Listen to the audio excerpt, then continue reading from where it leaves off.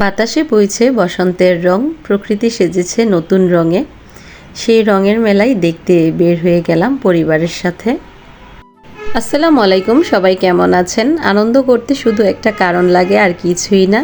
পরিবারের সাথে একটু বের হচ্ছি, বাইরে ঘুরতে যাব। বসন্তের উৎসব ভ্যালেন্টাইন ডে দুইটি দিবসই গেল, তা আমাদের আর ওইভাবে বের হওয়া হয়নি। তো চিন্তা করলাম মেয়েকে নিয়ে এমনি একটু বাইরে ঘুরে আসি। নরসিংদীর ভিতরে এখন বিনোদন এলাকা মানেই নাগরিয়াকান্দির আশেপাশে অনেক সুন্দর সুন্দর প্লেস গড়ে উঠেছে। তো আমরা এখানে পার্কের টিকিট কেটে নিয়েছি, গোল্ডেন স্টার পার্কের। আগে তো এখানে টিকিট কাটা লাগতো না, এখন নতুন টিকিট কাউন্টার করেছে। আর দেখলাম ভেতরটা বেশ সুন্দরও করেছে, নতুন করে আবার ফুল অনেক কিছু দিয়ে সাজিয়েছে। তো সেই সৌন্দর্য উপভোগ করার জন্যই কিন্তু চলে এসেছি। আর বাসার কাছাকাছি আমি মনে করি এই প্লেসটিতে বাচ্চাদেরকে নিয়ে একটু সুন্দরভাবে ঘোরা যায় আর ভালোও লাগে। পার্কের ভিতরটা কিন্তু খুব সুন্দর করে সাজিয়েছে। এখানে এসে মনে হচ্ছে যে সত্যিই বাতাসে বসন্ত লেগে গেছে, খুবই ভালো লাগছিল। আর এই ফুলগুলো কিন্তু আর কিছুদিনই দেখতে পারবো, মার্চ মাস পর্যন্ত হয়তো বা থাকবে। খুবই ভালো লাগছিল এই প্লেসটা দেখে, এত সুন্দর ফুল ফুটে আছে। আর বাচ্চারা অনেক বেশি এনজয় করছিল। সত্যিই ভালো লাগা কাজ করে, বাসার কাছে এত সুন্দর একটা বিনোদন প্লেস গড়ে উঠেছে। আশেপাশে যারাই প্রজেক্ট করছে না কেন, সবাই চেষ্টা করছে সবগুলো প্রজেক্ট সুন্দর করে সাজানোর জন্য। তো এখানে আপনি পার্কের বিভিন্ন জায়গায় বিভিন্ন ধরনের থিম দেখতে পারবেন। একদিকে তো ফুল দিয়েছে, আর একটা দিকে রঙিন ছাতা দিয়ে সুন্দর করে সাজিয়ে রেখেছে। খুবই ভালো লাগছিল এই প্লেসটি। মানুষ এখানে কিন্তু অনেক ছবি তুলছিল। আর এই প্লেসটা এখন ভাইরালও বলা চলে আমাদের নরসিংদীর ভিতরে। এই প্লেসটিকে এখন মানুষ বলছে রঙিন ছাতার নগরী। আর শুধু যে পার্কের ভিতর তা নয়, অন্যান্য প্রজেক্টেও দেখলাম যে রঙিন ছাতা দিয়ে সাজিয়েছে, খুবই সুন্দর লাগছিল। ভিডিওতে আগে বাইরের দেশগুলোতে এরকম রঙিন ছাতা দিয়ে সাজানো রাস্তা দেখতাম, তো এখন নিজের শহরেই আছে এত সুন্দর প্লেস, খুবই ভালো লাগা কাজ করে। আর এই তো মানুষ ট্রেনে উঠে কিন্তু অনেক এনজয় করছে। তো আমাদেরও একটু ইচ্ছে করছিল যে আমরা ট্রেনে উঠি আর ট্রেনে চড়ে ট্রেনের আনন্দটা উপভোগ করি। আপনাদের সাথে আরেকটি বিষয় শেয়ার করি, টিকিটের বিষয়ে। আমরা যে কাউন্টার থেকে টিকিট নিয়েছি, টিকিটের মধ্যে লেখা রয়েছে যে কোনো একটি রাইড ফ্রি।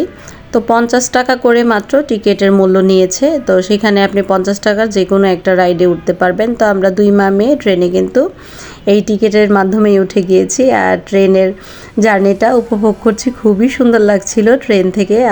আশেপাশের দৃশ্যগুলো দেখতে খুবই ভালো লাগছিল। আমরা ট্রেনের জার্নিটা উপভোগ করে তারপর আবার অন্য একটি রাইডে চলে যাই। তো এই রাইড থেকেও কিন্তু অনেক ভালো লাগছিল, পার্কের পুরোটা প্লেসই দেখা যাচ্ছিল। দেখেন ঘুরে ঘুরে দেখছিলাম, পাশাপাশি আপনাদের সাথেও শেয়ার করছি। খুব সুন্দর না?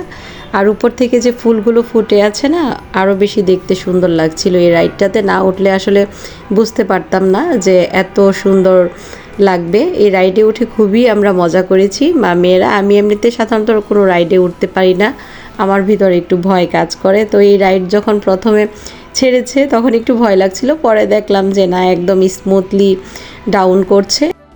রাইডে কিন্তু কোনো সিট বেল্ট ছিল না, তো সেই কারণেই কিন্তু ওনারা স্মুথলি আর ডাউন করছিল, শুধু হাত দিয়ে ধরে রাখার মতন। একটু যদি স্পিডে দেয় তাহলে কিন্তু পড়ে যাওয়ার সম্ভাবনাও থাকতো। তো সেই কারণে হয়তো বা রাইডটা ওইভাবে তৈরি করেছে।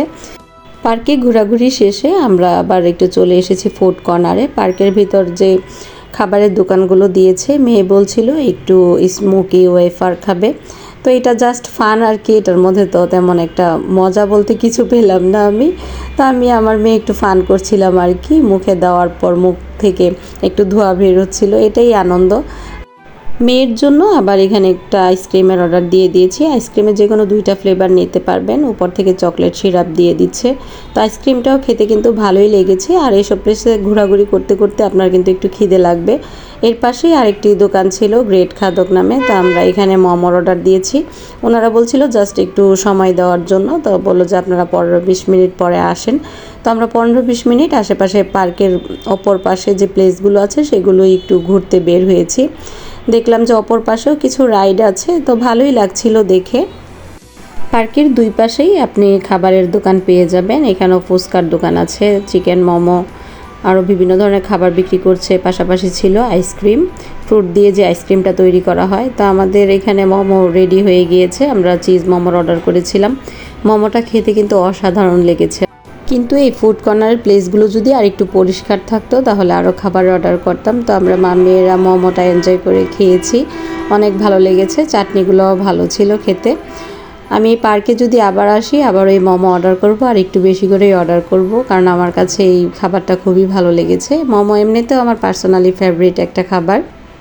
খাবার শেষে আমরা পার্কের ভিতর থেকে বের হয়ে যাই, আমরা আবার একটু স্বপ্ন ছোঁয়া গার্ডেনে যাব। সেই ভিডিওটা আপনারা আগামী ভিডিওতে দেখতে পারবেন, আগামী ভিডিওতে শেয়ার করব। আর এখানে আসলে অবশ্যই আমি আলু ভাজাটা খাই, আমার কাছে খুবই ভালো লাগে। তো খুব কম দামে কিন্তু আপনি খুব সুস্বাদু আলু ভাজা পেয়ে যাবেন, 30 টাকা আর 40 টাকা করে।